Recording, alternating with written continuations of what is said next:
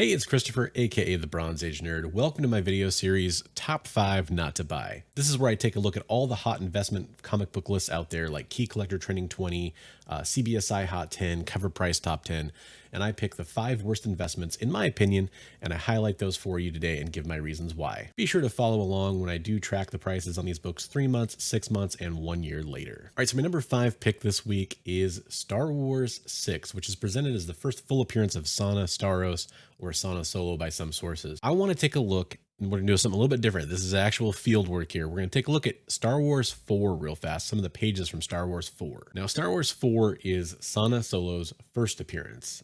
So some people say cameo appearance, some people say first appearance, some people would say even first full, and that's the argument I'm going to make here. This is Sana Staros in 2 panels where she's speaking. She's wearing that kind of Lando Calrissian style mask. On the next page, she's in multiple panels where she's committing actions that affect the story. There she is on even more panels. In total, she appears in 9 panels, has dialogue, you see her eyes. The only things that don't happen that some people say are somehow necessary are things like showing her full face or identifying herself or somebody calling her by name. By the way, if that's your criteria for a first full appearance, just remember that Wolverine says his name in Hulk 180, so good luck with that. Okay, by the way, we need to take a brief look at Star Wars number 5, because there she is, and that would be her second appearance. That's right, that's the second time she appears in comic books. That's her second appearance.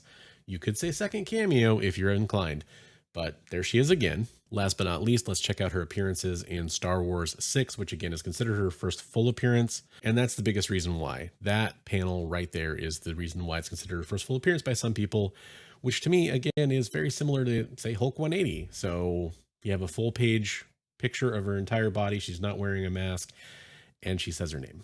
Some people jump to that's a first full appearance. I think that the reason this is interesting is because the market is being given more information about this book. You have sources like Ben Stein from CBSI talking about this. I think there might be some pushback on whether or not 6 is considered the first full appearance, and I just want to present that because I think this book is going to be muddy. By the way, the real reason, I should have mentioned this up front, the real reason people are looking at this book is because she's getting her own solo series, which is kind of funny for a couple of reasons, but primarily I think it's just interesting that that's the reason that they're spec on this book. So I'm just pointing that out there. I would be investing in Star Wars 4 more than Star Wars 6. That's just me. For number 4 on the list, we're going to be talking about Cyberpunk 2077 number 1. All right, Cyberpunk 2077 number 1 is the first appearance of Cyberpunk's universe in comic books, and it's essentially on the list because it is something that it's getting more positive reception because of an anime that just came out to Netflix, and the game has a bunch of new kind of hype around it.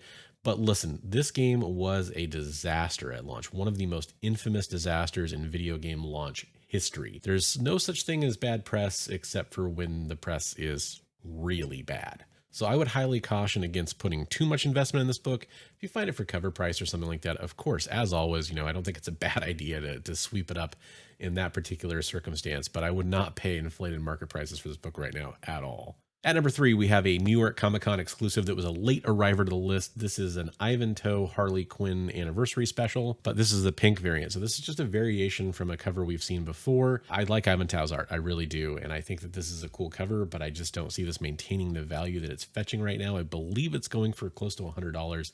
I don't see that holding, and that's raw, by the way. So I have a good feeling this one's going to drop, and that's why it appears on my list.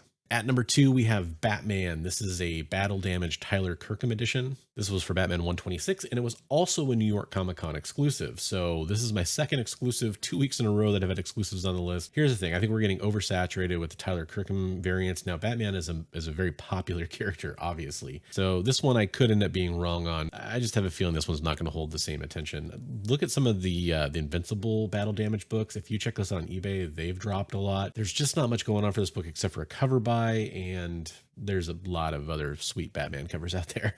All right, number 1 on the list is one that most people are probably going to disagree with me on, I expect. This is kind of, I try to reserve the number 1 pick for the riskiest pick because there's always a chance this book could really blow up. The number 1 book is Cable and Deadpool 24, which is the first meetup of Spider-Man and Deadpool. I think the reasons why this book would skyrocket are somewhat obvious and also somewhat confusing. We all know that the Wolverine 88 issue popped off. I think that's the only reason we're seeing this issue spike. But at the same time, how many people really expect Deadpool and Spider-Man to cross over anytime soon? So That's why it's on my list. I don't think this book is a bad investment because there's a really high likelihood that you would see Spider-Man and Deadpool meet up at some point. I think people are definitely jumping in early on this one, and my advice would be to wait for the heat to cool off a little bit before dipping your toe in on this book. Wolverine 88 heated up a couple years ago.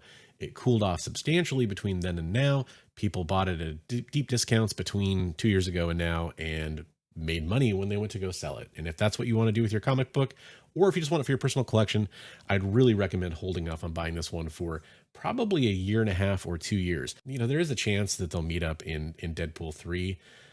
Boy, I really doubt it. Here's the thing. I do not see Marvel wanting to insert Spider-Man into an R-rated movie. I think they protect that character very carefully, and they have more restrictions about how they can use Spider-Man than any other character, so I understand it. So I don't think they're going to be seeing him in Deadpool 3 unless they really want to swing for the fences. I think it's more likely you'd see Deadpool show up in a Spider-Man movie. Okay, that was my top 5 not to buy for this week. Let me know what you thought in the comments down below. On your way down to the comments, consider becoming a channel member. That does help support me, and it does give you the chance to win some free comic books every month, as well as giving you access to emoji you can use in chat. The list of all my channel members is up on the screen right now, and I want to thank all of those channel members for everything they do. That's it for now, and until next time, I want to remind you, as always, hey, hey, hey, hey.